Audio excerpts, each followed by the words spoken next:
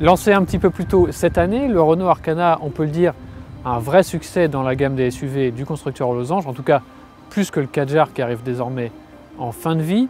Alors pour mémoire, c'est donc un SUV coupé qui est basé sur le Renault Captur et non pas le Kadjar. C'est un Captur qui a quand même été très allongé puisque l'Arkana est plus long que le Kadjar et plus long qu'un 3008 également.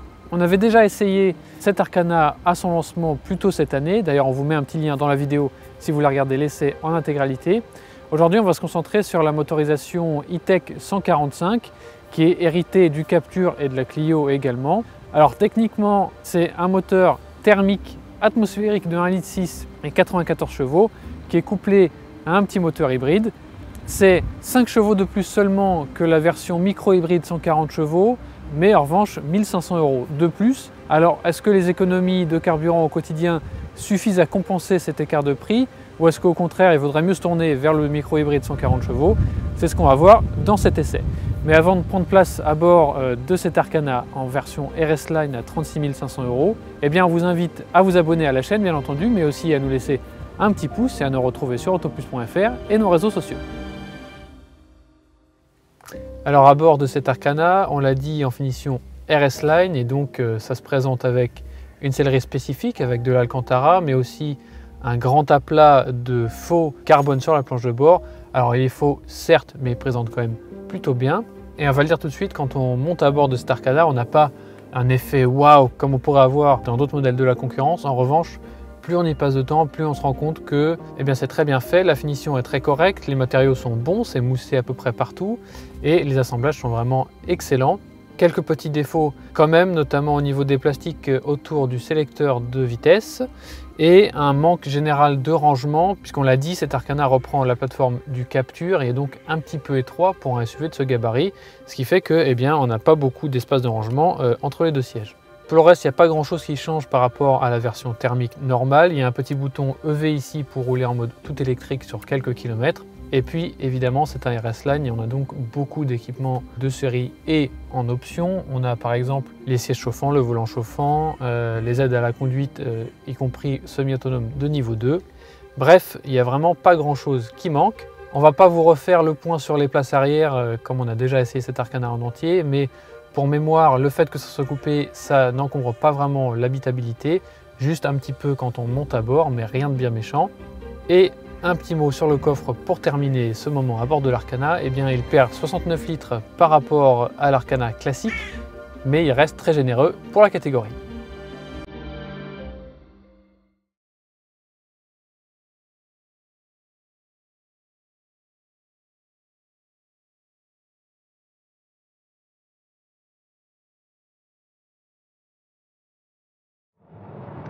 Alors au volant de ce Renault Arkana E-Tech 145, donc hybride, on va surtout parler de cette motorisation aujourd'hui, puisqu'on a déjà, on l'a dit, essayé l'Arkana dans son entièreté un peu plus tôt dans l'année. Donc on l'a dit, c'est un moteur atmosphérique de 1,6 litre, 94 chevaux, et ensuite un moteur électrique qui vient l'assister, notamment dans les phases d'accélération et en ville. Et en ville, justement, c'est très réussi. On a la fameuse boîte à crabot de Renault avec le moteur électrique qui vient faire la synchronisation des rapports. Et quand on est en ville ou quand on est à allure modérée, c'est extrêmement doux, c'est très agréable.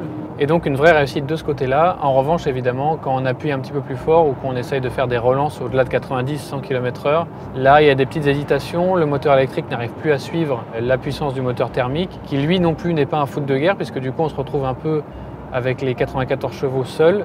Et franchement, quand on a une voiture qui fait plus d'une tonne 4, ça reste assez limite sur les phases de relance au-delà de 100 km/h donc.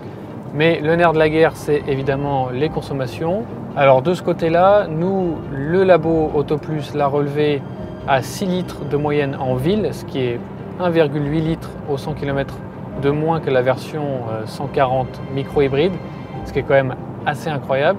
Alors en revanche, sur un parcours moyen, donc avec de la ville, de la route et de l'autoroute, là on remonte à 6 litres 3 de moyenne et ce n'est plus que 1 litre d'écart avec le 140 micro-hybride. Alors 1 litre d'écart, vous allez me dire, c'est toujours ça de prix? Oui, mais quand on a une voiture qui coûte 1 500 € de plus, c'est très très long à rentabiliser.